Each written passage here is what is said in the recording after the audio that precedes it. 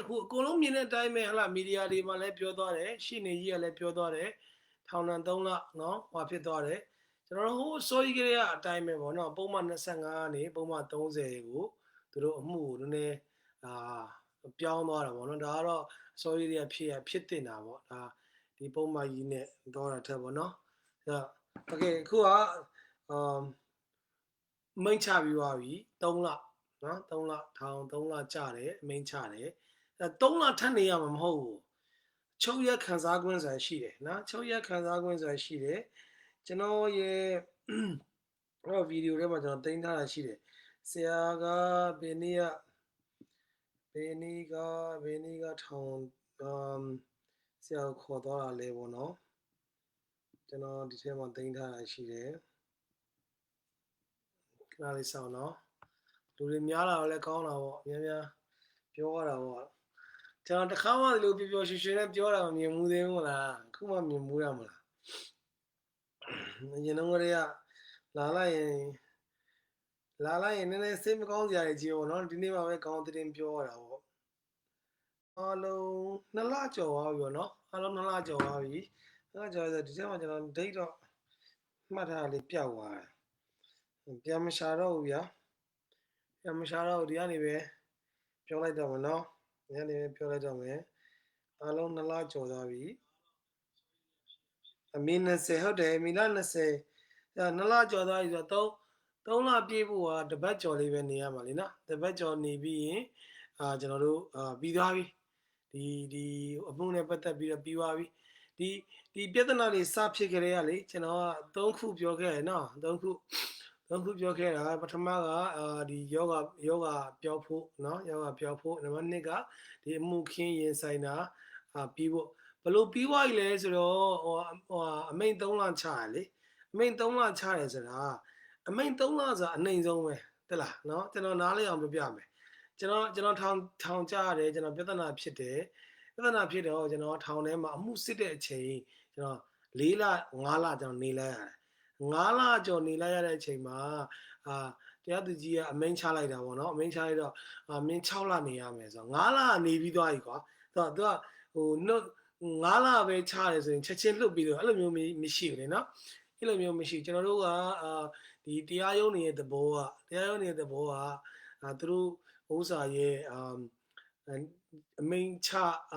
ပေါ်ရောဆုံးအပြစ်ဒဏ်ဆိုတာတခြားထောင်တော့တရားရုံးတွေရဲ့သဘောကအပေါ်ရောဆုံးအပြစ်ဒဏ်ဆိုတာချုပ်ရက်ခံစားခွင့်နဲ့အနည်းဆက်ဆုံး date ကိုပေးတာအခုပြဿနာဖြစ်တဲ့ဆရာဒေးဗစ်လာနဲ့ကိုဝေထွန်းတို့က2လကျော်နေပြီးပြီအနည်းဆက်ဆုံး date က3လဒီကလို့တရားသူကြီးကတော့ဒါပြီးခဲ့တဲ့ဟိုကတည်းကဒါကြောင့်မို့ကျွန်တော်အမိန့်ချဖို့ပဲအမြဲတမ်းဆူတောင်းတာအမိန့်ချပါစေအမိန့်ချပြီဆိုရင်အနည်းဆက်ဆုံး date ကိုပဲဒီဥစ္စာသူတို့အမိန့်ချမှာလေနော်ဆိုတော့အကုန်လုံးကပြောပြီးသားပဲဒါလည်းလျှို့ဝှက်ထားစရာအကြောင်းမရှိပါဘူးဒီတရားသူကြီးလေsorry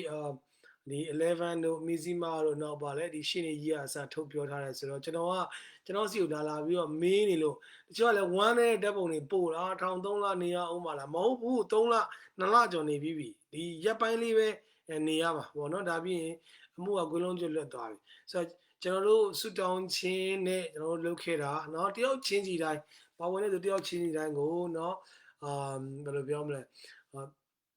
ကျေးဇူးအများကြီးတင်ပါတယ်အများကြီးတရားနေပြီးတော့เนาะကျွန်တော်ဆရာဒေးဗစ်လာကိုစားရောနောက်တစ်ခါဒီကျွန်တော်တို့ God is Savior page ကိုစားရောဒီတစ်ခါပဲကောင်းကောင်းမွန်ပြုံးလေးနဲ့စကားပြောခွင့်ရတယ်เนาะစားကြရမျက်ရည်နဲ့မျက်ခွက်ကျွန်တော်မှာလဲเนาะမနေ့ကတော့မှကျွန်တော်လေးဒီနေ့အတွက်ကိုကျွန်တော်ရေမဆိုင်ရဘူးဒီလ20ဆိုပြီးပြီလေနော်ဒါပဲဟိုကျွန်တော်ရက်တေချာမပြောချင်ဘူးဒီမှာပြောလိုက်ဆိုတော့ရက်ပြောလိုက်ရင်မလိုလားတဲ့ပြဿနာတွေလည်းဖြစ်လာနိုင်မှာကြောက်တယ်လေနော်ဆိုတော့အဲ့လိုမျိုးပေါ့နော်ခုဒီဥစ္စာကဘုံတော်ထင်ရှားဖို့ဖြစ်တယ်နော်ကျွန်တော်တို့အမှန်တိုင်းပြောမယ်ကျွန်တော်ဒီ God is Savior မှာရှိတဲ့ကျွန်တော်တို့တငယ်ချင်းညီကိုမိတ်ဆွေအကုန်သိတယ်ကျွန်တော်ဘလောက်ထိစီစဉ်ထားလဲဆိုတာလေနော်ကျွန်တော်နိုင်ငံတော်တိုင်ပင်ခံအထိကိုစာရတင်မယ်ဘာညာလှုပ်ထားပြီးတော့မှအကုန်လုံးကို shut down လုပ်ပြီးတော့ဘုရားလက်ထဲကိုအပ်ထားတယ်နော်ဆိုတော့ ဘုရားသခင်လုပ်တဲ့ဥစ္စာကိုမြင်ရတယ်။နောက်ဒီကိစ္စနဲ့ပတ်သက်ပြီးတော့သက်သေခံမယ်ဘယ်အချိန်မှာဘယ်နေရာမှာပဲသက်သေခံပူစရာမလိုဒီဥစ္စာကျွန်တော်တို့ကဘယ်လိုပြောမလဲအစစ်မှန်ဆုံးအမှန်ကန်ဆုံးနီလာနဲ့တမန်တကယ်ကိုသွားတာလေနော်ဆိုတော့ကျေးဇူးလည်းအများကြီးတင်တယ်ပါဝင်ဆုတောင်းပေးတဲ့သူတယောက်ချင်းစီအစာရှောင်ပေးနေတဲ့လူတွေလည်းမနေ့ပြန်စားပြီးတော့အားရပါရအစာပြန်စားလို့ရပြီဝမ်းသာအားကြီးပြီးတော့နောက်မင်းကုန်းနေရလည်းအများကြီးမေးလို့ခုထပ်မေးနေပြန်ပြီအောက်မှာကလုံးနဲ့ messenger နေတက်ပြီးတော့လေမေးတာလေဖြေပေးမယ်ခဏလေးစောင့်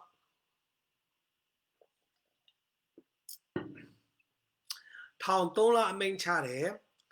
ချုပ်ရက်ခံစား권ဆိုတာမြည်သည့်အမှုမှာမဆိုရှိတယ်ထောင်2လကျော်နေပြီးစပြီးတော့ဖမ်းလိုက်ခရဲကနော်ကျွန်တော်တို့ဟုတ်လားဟိုဟာဖြစ်ခရဲကဒီquarantine ကနေသူ့ကိုထောင်ကိုတရားရုံးကနေထောင်ကိုခေါ်သွားခရဲကအဲ့ဒီဥစ္စာကိုချုပ်ရက်လို့ခေါ်တယ်အဲ့ဒီချုပ်ရက်ကိုဖယ်လိုက်ရင်ရက်ပိုင်းလေးပဲကျန်တယ်နော်10ရက်12ရက်ပေါ့နော်အဲ့လောက်ပဲကျန်မယ်ဆိုတော့ဒီမေလ20ရက်နေ့ကဆိုတော့3လပေါင်းလိုက်ရင်ဩဂတ်20ပေါ့နော်ဒါကတော့အကြံပြင်းတွက်ပြတာဆိုတော့အဲ့လောက်မှပြီးသွားပြီအမှုလည်းအမိန့်ချပြီးပြီအဲ့တရားရုံးရှိကိုလည်းမသွားနဲ့တော့တရားရုံးရှိလည်းသွားကြရမလို့တော့ဘူးဟိုမီဒီယာတွေကိုလည်းစောင့်ကြည့်ကြရမလို့တော့ဘူးအေးဟိုကအိတ်တော့မယ်ကောင်းကောင်းဖျားရှိခိုးတော့မယ်ခုကမြန်မာနိုင်ငံမှာကျွန်တော်လည်းမီဒီယာတွေဘာတွေကိုလေဟိုဘယ်လိုပြောမလဲတင်ပေါ့ကွာဟုတ်တယ်မလားမှန်တယ်ဆိုရင်လည်းဟိုဘယ်လိုပြောမလဲဖျားထားတဲ့နေရာပဲတင်ပေါ့တို့မီဒီယာတွေကမတင်ဘူးကွာတို့မြန်မာပြည်ကမီဒီယာတွေကမတင်တော့တခြားမီဒီယာတွေပဲစောင့်ကြည့်ရတာကွာခိုးရလည်းမလို့တော့ဘူးပြီးပြီနော်သူဟိုအချိန်တိုင်းသူကသူပြီးသွားလိမ့်မယ်နော်ဒါကြောင့်မလို့ဒီနေ့ဒီနေရာနေကျေးဇူးအများကြီးတင်နေဆွဲကြောင်းထပ်ပြောမယ်ဆူတောင်းပေးတဲ့သူတယောက်ချင်းစီတိုင်းဆုမတောင်းပေးတဲ့မတောင်းပေးပဲနဲ့ပါဝင်တဲ့သူတွေကိုလည်းကျေးဇူးတင်ပါတယ်နော်ကျွန်တော်ဆရာကိုစားဟလာဆရာလည်းပြောမှာပါကျွန်တော် God is Savior ရနေကျွန်တော်တို့ဦးဆောင်ပြီးလုပ်တဲ့ဒီ24နာရီတန်ခွင်းဆက်ဆူတောင်းမှာအစာရှောင်ဆူတောင်းမှာတခါ